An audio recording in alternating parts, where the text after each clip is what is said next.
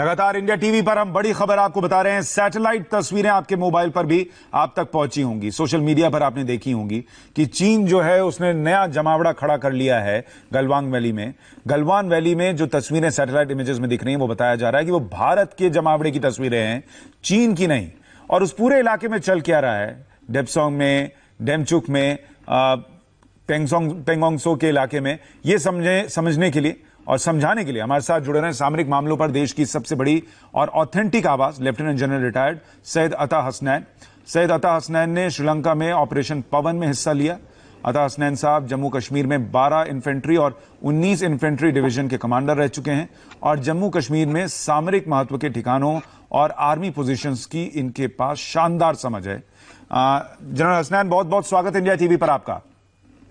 शुक्रिया, बहुत बहुत। सर, अभी जो पूरे हालात हैं, मुझे लगता है आपसे बेहतर कौन समझा पाएगा कि ये जो बातचीत के दौर चल रहे हैं और इस बीच सैटेलाइट इमेजेस आ रही हैं, एलएसी की स्थिति दरअसल है क्या? देखिए, 6 जून को एक मीटिंग हुई थी कोर कमांडर्स की हमारी, उसके बाद 22 जून को हुई और ये उम्मीद लोगों में, पब्लिक में पैदा हो रही है कि हर मीटिंग के बाद इमीडिएटली एक इम्प्लीमेंटेशन जो है वो जमीन पर हो जाएगा। मेरे ख्याल में पब्लिक को ये उम्मीद जो है ये गलत है पब्लिक की। ये मामला बॉर्डर के ऊपर जब होता है और खासतौर पे चीन जैसे देश के साथ, हमें याद रखना चाहिए कि चीन जो है वो कभी भी किसी रूल से नहीं खेलता है। वो हर चीज का रूल अपना बनाना चाहता है। आपने देखा है साउथ चाइना सी में, देखा है आपने ताइवान के साथ देखा है, आप देख रहे हैं हांगकांग में क्या कर रहा है, 1997 के अकॉर्ड को भी वो एब्रोगेट कर रहा है। तो चीन जो है, ये मतलब नहीं कि 22 तारीख को उसने कुछ साइन किया हमारे साथ अग्रीमेंट मिलिट्री लेवल पे और 23 तारीख को सुबह वो इंप्लीमेंट कर देगा। ये वो खेल खेलता रहेगा, कुछ आगे बढ़ेगा, कुछ पीछे जाएगा, और ये उसका तरीका है, ये उसकी डॉक्ट्रिन है असल में फंक्शन करने की, और जिसमें वो अपने दुश्मन देश, आप समझ लीजिए, एडवर्सरी समझ लीजिए, उसको बौखलाना चाहता है, कंफ्यूजन में रखना चाहता है, और कभी भी किसी चीज को जो है वो पूरी हद तक इंप्लीमेंट नहीं करना चाहता। तो ये दौर आप देख रहे हैं इस वक्त लाइन ऑफ एक्चुअल कंट्रोल पे चीन का। भारत जो है एक डेमोक्रेटिक देश, एक रिस्पॉन्सिबल देश है, और हम दुनिया में जाने माने हैं कि जब हम किसी चीज को अग्री करते हैं उसको इंप्लीमेंट करते हैं। तो हमारी पब्लिक उस नजर से देख रही है इसको, ना कि चीन की नजर से। सर, अब इसमें एक बात ये भी बताइए कि आपने जब ये कहा कि चीन ये करता है, उसकी स्ट्रैटेजी यही है, पहले भी हमने ये देखा है और हम जानते हैं कि इस फिंगर पॉइंट पर चीन का आ जाना, कुछ स्टैंड बना लेना, फिर पीछे चले जाना, या भारत से इस तरीके के विवाद अलग अलग जगहों पर हुए हैं। इस बार जो एक चीज अलग बताई जा रही है वो ये कि इस बातचीत के दौरान भी लगातार बिल्डअप हो रहा है, चीन का जमावड़ा बढ़ता जा रहा है और भारत की तरफ से भी बढ़ा है। क्या ये कुछ और अलग स्थिति दिखा रहा है? ये पहले से अलग स्थितियां हैं, परिस्थितियां हैं, और इसके सुधर जाने की गुंजाइश दिखती है आपको?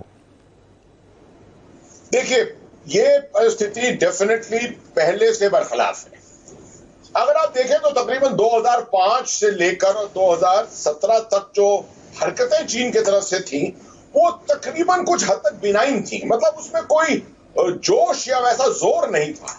2013-2014 में बेशक झूमर में, देप्सांग में भी कुछ हरकतें हुई थी, मगर वो भी जो थी बिना किसी एक्नोमनी की थी। क्या तौर तरीके जो यहाँ होते थे लाइन ऑफ एक्चुअल कंट्रोल पे इस पीरियड में, वो ये थे कि जब फेस ऑफ होते थे दो पेट्रोल्स के बीच में, दोनों देशों के, तो हमारा पेट्रोल उनको एक झंडा दिखाता था, एक बैनर दिखाता था, वो हमको दिखाते थे। उस पे लिखा होता था कि आप इस इलाके में, हमारे इलाके में आ गए हैं और आप वापस चले जाइए। और जो पेट्रोल आता था वो आमतौर पे अपनी लकीर बना के, कैसे लकीर बनती थी, दूध के टीन से, चॉकलेट के रैपर से, इस तरीके की चीजों से वो लाइन बना के ना वहां पर कायम करके चले जाते थे वापस। ये बड़ा बिनाइन तरीका था। अब ये बदल गया है, और गलवान का जो इंसिडेंट 15-16 जून को हुआ है, इसने इसको बिल्कुल ही बदल दिया है। क्योंकि 45 साल में कोई खून खराबा नहीं हुआ था लाइन ऑफ एक्चुअल कंट्रोल पे। हालांकि डिफरेंसेस ऑफ ओपिनियन थे, line of actual control diffused state में थी, मगर कोई खून खराबा नहीं हुआ था। अब जब खून खराबा हो गया है तो ऑब्वियसली दोनों तरफ कोई भी चांसेस नहीं ले रहा है। उन्होंने बिल्डअप किया है, हमने भी पूरा बिल्डअप किया है, हम भी तैयार हैं यहां पर। अब आपका सवाल उठता है कि क्या आगे क्या क्या संभावना है कि ये पूरा जो है स्टेटस को एंटी मतलब उसी हालत में पहुंच जाएगा जहां पर पहले था। मेरे ख्याल में इसका आंसर जवाब इस वक्त देना तकरीबन मुश्किल है। अभी आप आगे बढ़े, मेरे अप्रिसिएशन, मेरे लिहाज से ये नवंबर तक का महीना, जब तक कि सर्दी का मौसम आता है, जिसको कैंपेनिंग सीजन कहते हैं हम, ये मई से लेकर नवंबर तक ये स्टैंड ऑफ चलेगा। क्योंकि चीन जो है वो एक नई परिस्थिति कोशिश कर रहा है क्रिएट करने की, ना कि सिर्फ भारत के साथ मगर दुनिया के साथ। और तो आप ये बड़ी बात कह रहे हैं, आप ये कह रहे हैं ये नवंबर तक जा सकता है? के लिए बना रहा है। जी हाँ, बोलिए। आप ये कह रहे हैं नवंबर तक खींचेगा? मेरा तो कहना है कि कम से कम इस कैंपेनिंग सीजन में ये स्थिति जो है चलती रहेगी। अगर एक दिन चीन ने डिसाइड कर लिया और भारत चीन ने दोनों ने डिसाइड कर लिया और चीन ने इंप्लीमेंट करने के लिए डिसाइड कर लिया कि हम अपनी फौजें हटा रहे हैं, वो बहुत बढ़िया दिन होगा। मैं कहता हूं घी शक्कर हो जिसके मुंह में जो कहेगा ये। मगर मेरे ख्याल में ये स्थिति जो है नहीं आने वाली है। अजय सर, एक बात और बताइए कि कुछ सैटेलाइट इमेजेस जो हम गलवान वैली की देख रहे हैं, लेकिन उसके अलावा भी खबरें हैं कि डेप्सोंग हो, डेमचौक हो, जो पेंगोंग त्सो का इलाका है, वहां पर चीन ने अपना बिल्डअप बढ़ाया है। इनमें से कौन सा इलाका आपको लगता है कि भारत के लिए सबसे ज्यादा चिंता का विषय? डेप्सोंग की बात इसलिए कर रहा हूं क्योंकि वो दौलत बेग ओल्डी के बहुत करीब है। देखिए, ये हर जो जमीन होती है ऐसे एलओसी के पास या एलएसी के पास, उसको उसकी अपनी अहमियत होती है। टैक्टिकल अहमियत होती है, ऑपरेशनल अहमियत होती है। कुछ जगहों की सिर्फ टैक्टिकल होती है, कुछ जगहों की टैक्टिकल, ऑपरेशनल, यहां तक कि स्ट्रेटेजिक अहमियत भी होती है। मैं समझता हूं कि इन जमीनों में जो ये फ्रिक्शन पॉइंट है, गलवान हो गया, हॉट स्प्रिंग हो गया, डेप्सांग प्लेन्स हो गए या पेंगोंग त्सो को देख लीजिए, हर चीज की अलग अपनी आइडेंटिटी है एज ए फ्रिक्शन पॉइंट। तो मैं तो नहीं चाहूंगा कि इनको कंपेयर किया जाए। मैं तो चाहूंगा कि हमारी तवज्जो, हमारा फोकस जो है भारतीय फौज का, भारत का, वो इक्वली हो इन सब पॉइंट्स के ऊपर। इस वक्त गलवान, क्योंकि गलवान में ये इंसिडेंट हुआ है, खून खराबा हुआ है, इसलिए पब्लिक आई में पब्लिक इमेज जो है उसकी बनी हुई है और उसकी जरा अहमियत जो है कुछ ज्यादा दिखाई जा रही है। हालांकि ऐसी कोई बात नहीं है, बात पेंगोंग त्सो भी तकरीबन उतना ही अहमियत रखता है। गलवान की ये खास अहमियत तो ये है कि वो सड़क जो है हमारी, जो बहुत ही स्ट्रेटेजिक सड़क जो डीबी हो जाती है, उसके ऊपर नजर डालने के लिए उसकी काबिलियत है।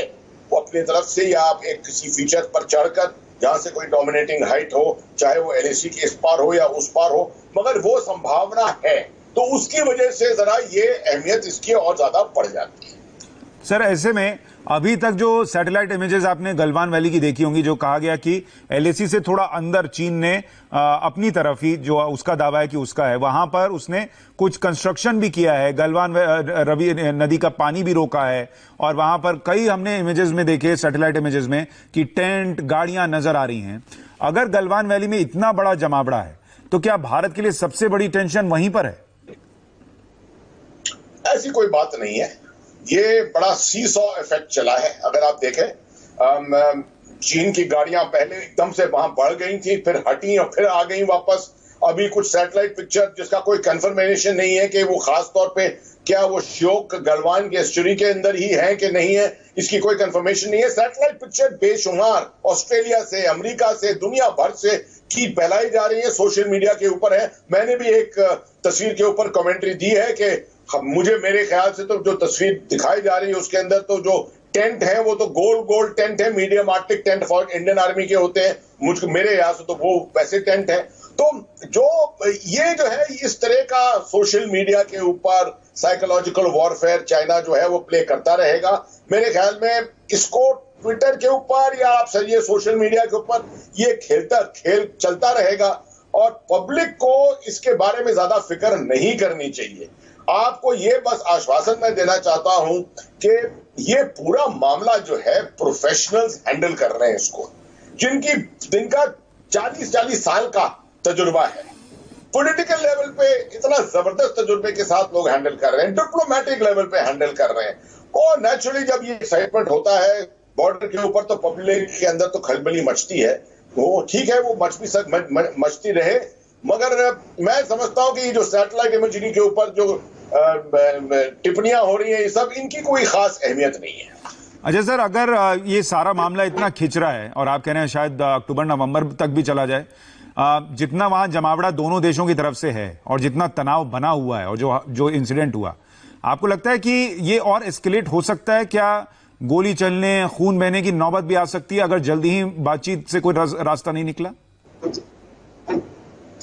देखिए, इसके ऊपर मैंने टिप्पणी लिखी भी है कि हाँ, जहां जितने आप ज्यादा ट्रूप्स इंडक्ट करेंगे, जितने फ्रिक्शन पॉइंट्स आप बढ़ाएंगे, जितने नजदीक एक दूसरे के आप पेट्रोलिंग करेंगे, हालांकि मेरे ख्याल में जो हमारी जो टॉक्स हुई हैं उसके अंदर तो कोशिश की गई है कि एक एक्सक्लूजन जोन होना चाहिए पेट्रोल्स के बीच में, मगर जितनी आप ये इस तरह की हरकत करेंगे, कहीं ना कहीं तो ये ट्रिगर जिसको कहते हैं वो पैदा हो सकता है।